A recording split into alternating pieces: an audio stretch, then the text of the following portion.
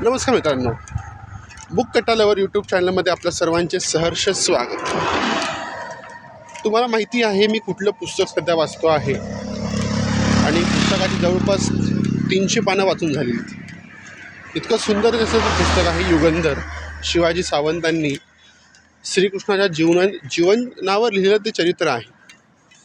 आणि मला वाचताना एक गोष्ट अजून कळाली आणि ती तुमच्या संग मी शेअर करतो.